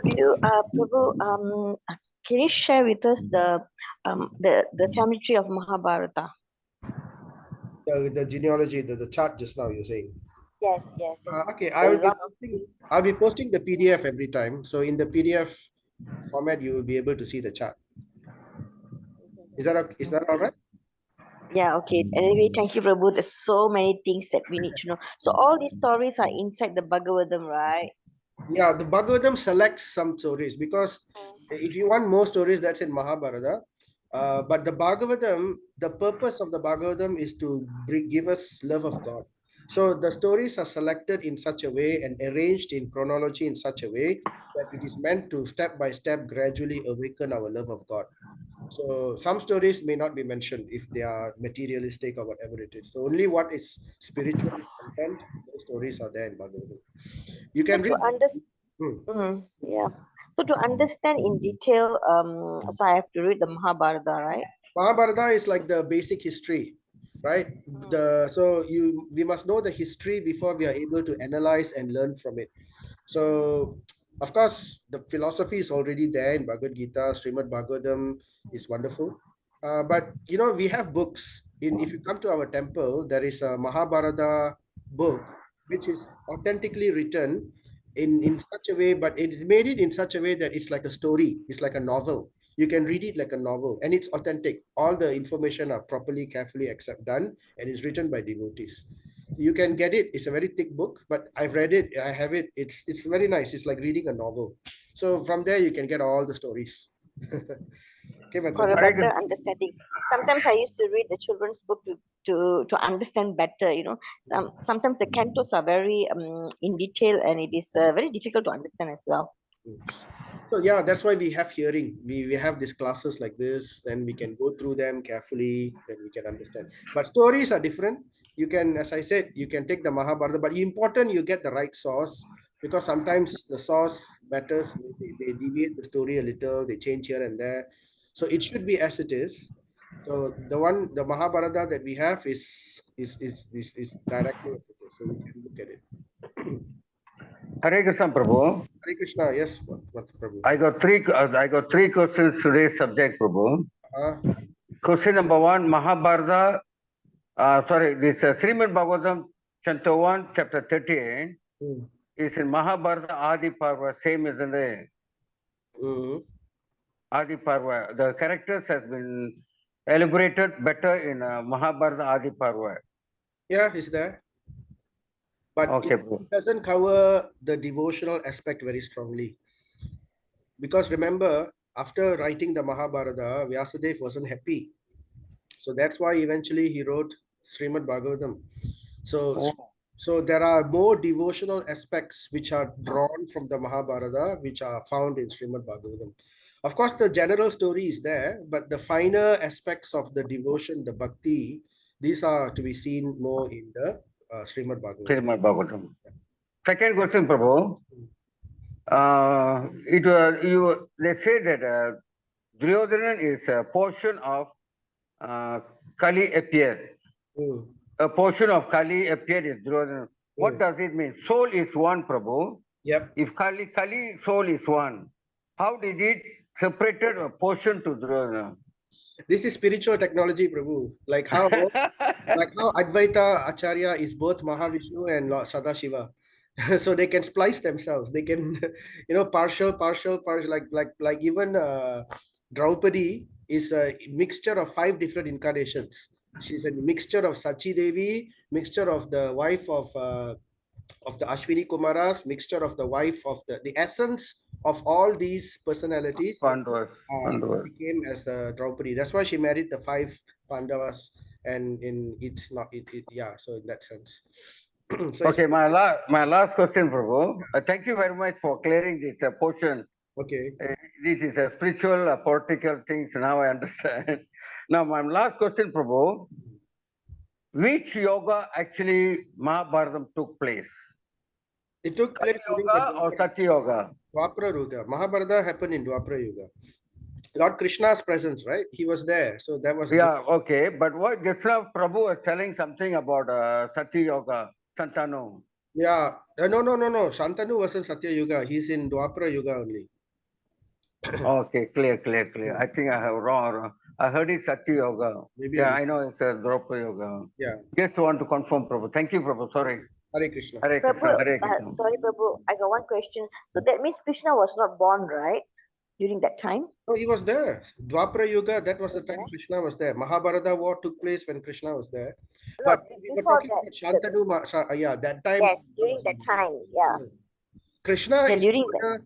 Krishna is actually younger than Yudhishthira Maharaj. So few years younger than Yudhishthira Maharaj. He's older than Arjuna. So somewhere in between that time, Krishna's appearance took place.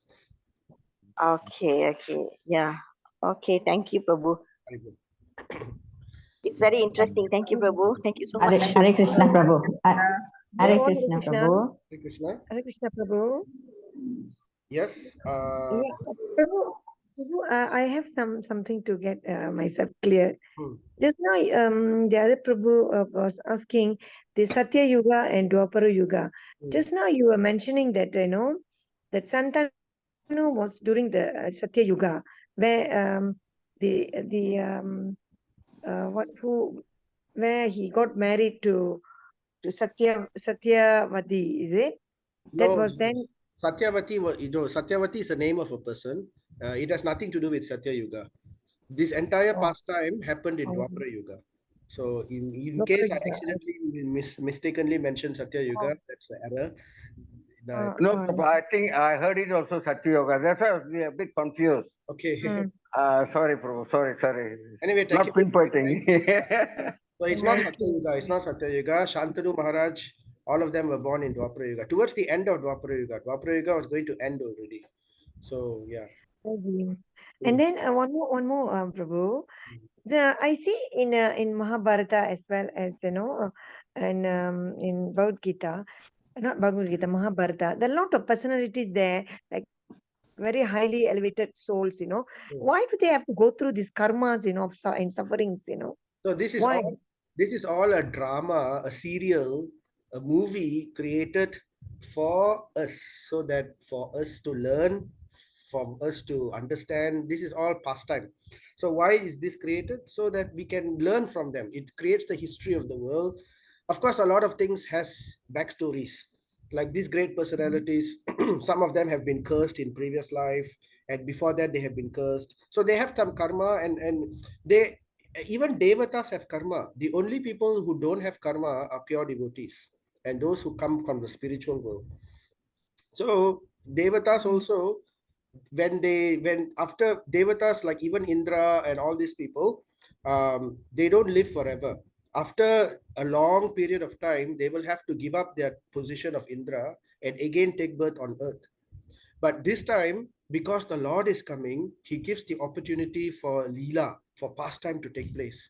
So everyone is eager to also take part in this pastime because of the association, the direct association of the Lord in serving the Lord. So in that way, there is a very high chance they become purified. Yes. Yeah. All right. One more, Prabhu. Just now, you were telling the story of Vidura was born from Yamaraj. If Yamaraj took a position, born as a Vidura, what will happen to the position of Yamaraj? Very intelligent question. This question has been asked before. Yes, at that time, there was a vacancy in the Yamaraj land. So what happened was the Lord has many incarnations. So one of the incarnations was he came as one of the devatas. I forgot the name, Akrama something. Akrama or something, one of the Maruts. Earlier in chapter 3, we discussed this. In chapter 3, I mentioned the name of the incarnation of the Lord, which came as one of the Maruts or something. And he took the position temporarily in for to fill in for Yamaraj until he came back. I see. Yeah. Okay. Okay, that's why Yamaraj came into Vidura, and then suddenly Yamaraj position is Deputy. So he got someone else to fill in. He took leave, annual leave. All right. Okay, thank you, Prabhu. That is just to clear my doubts. Yeah. Other thing, who is this Dharmaputra is actually? Dharmaputra is another name for Yudhishthira Maharaj. Yudhishthira Maharaj is the son of Yamaraj, son of Dharma. Kunti Maharani invoked Yamaraj when she wanted to. So, and the child born from that mantra invoking Yamaraj is Yudhishthira Maharaj. So, therefore, he is known as Dharmaputra. Yamaraj is also known as Dharma. Yamaraj already been born as Vidura. Yeah? Yamaraj already been born as a Vidura. Yes. But but still somehow spiritual technology, he could still invoke Yamaraj. So Yamaraj came because his position, though he was born as Vidura. Remember, he just took a holiday. His position was not in jeopardy. He will come back and take back his position after some time. So just like us, when we go for holiday, suddenly some important person calls us, oh, something important happening in office. So from our holiday, we can still expand ourselves and come in front and then give the blessing and then go back to our holiday. So like that, Yamaraj did. Okay. Then one more, sorry Prabhu for taking your time. This Pitamaha, actually, why is it called as Pitamaha? Pitamaha means grandfather. Maha means great. Pita means father. So great father. That means grandfather. So this is referred to be. Yeah, it refers to Yudhishthira Maharaj because he's the direct, Arjuna is grandfather. Yudhishthira Maharaj being the king is also grandfather. And sometimes Lord Brahma is also known as Pitamaha generally because he's the great grandfather of all living entities in this world. So it can refer to any of this. Okay. Thank you very much, Prabhu, for your clarification. All right. Thank you. So I'm also going to take annual leave. I'm going to go for Yatra as well. On Sunday, I'm traveling to Vrindavan for 1 week. There's a Yatra safari going on over there. My Guru Maharaj is there. A few other Maharajas are there. So with all your blessings, and I'll pray for all of you as well. So thank you very much. Thank you, Prabhu. Hare Krishna. Srimad Hare Bhagavatam. Krishna, Prabhu. Bhagavatam ki Thank jai. you very much, Prabhu. Jai Hare Hare. Krishna. Thank you very much, Prabhu. Hare Hare Krishna, Krishna. Prabhu. Thank you, Prabhu. Thank you, Prabhu. Hare Krishna. Krishna. Hare Krishna. Hare Krishna. Ram Gopinath Prabhu. Hare Krishna. Hare Krishna, Prabhu. Have a nice holiday, Prabhu. Yeah, Bye, thank Prabhu. you. Pray Yatra. for us also. Yes, I will. Haribol. Thank you. Have a Hare Krishna. safe trip, Prabhu. Thank you. Haribol.